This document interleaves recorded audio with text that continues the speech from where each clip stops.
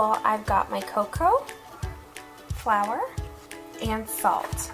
I'm going to go ahead and whisk this together.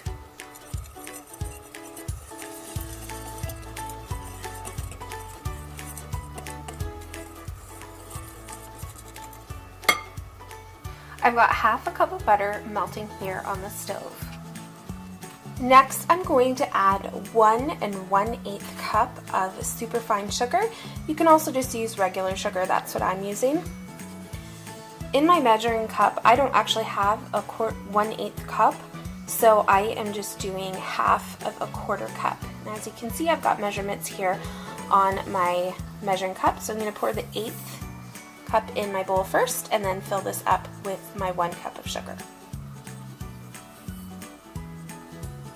I've cracked my eggs into a bowl. I like to make sure that I crack my eggs into a completely separate bowl than what I'm actually using for the rest of the ingredients.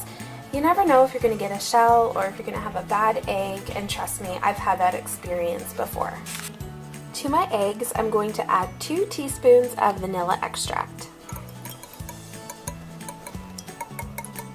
Pour your melted butter into your sugar.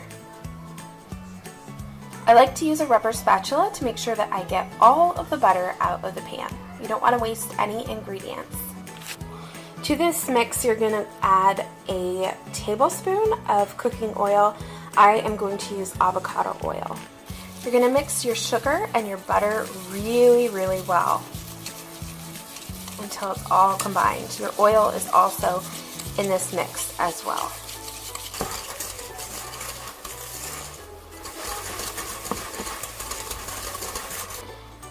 Next, you're going to whisk in your egg and vanilla mixture, and you're going to give this a good whisk for about a minute.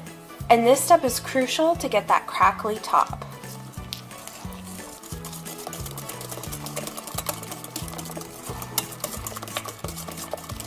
This is what it will look like. I also used a rubber spatula to scrape down the sides to make sure that everything was being incorporated. Next, you are going to want to gently fold in the dry ingredients, so the cocoa, the flour, and the salt that we have already whisked together.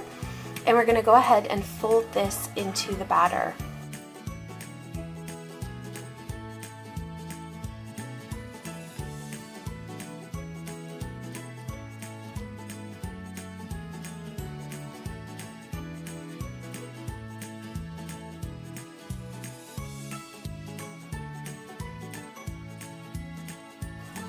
Just simply going around and around the bowl, folding in your batter, will result in it looking like this.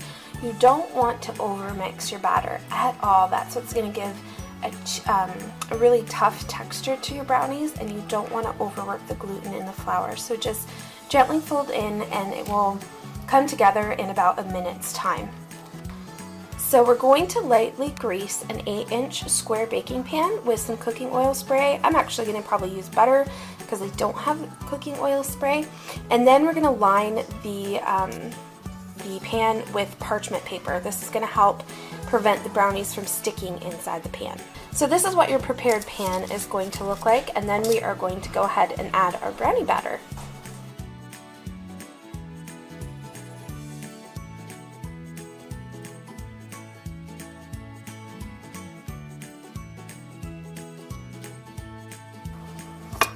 Then you're going to just smooth out the brownie batter, evenly distribute it into the entire pan. As an optional step, you can go ahead and sprinkle some chocolate chips on top. Then we're going to put it in a 350-degree oven for 20 to 25 minutes. The author of the recipe says that she actually likes to bake it for 21 minutes and 30 seconds. So this is a brownie that you definitely do not want to overbake. So this is what it looks like when it's come out of the oven. You want to make sure that the center is not jiggling anymore, although the top will be just hard to the touch. If you insert a toothpick, it might come out kind of dirty, and that's okay. That's what you want. It'll continue to cook in the pan. You just don't want the center to be super jiggly. So I actually left mine in for probably between 5 and 10 extra minutes. I'd initially set my timer for 20 minutes. So I went ahead and did add another 5-minute session, and then another 5-minute session after that, and it is going to be perfect. So I'm going to just let it sit in the pan for a while before slicing.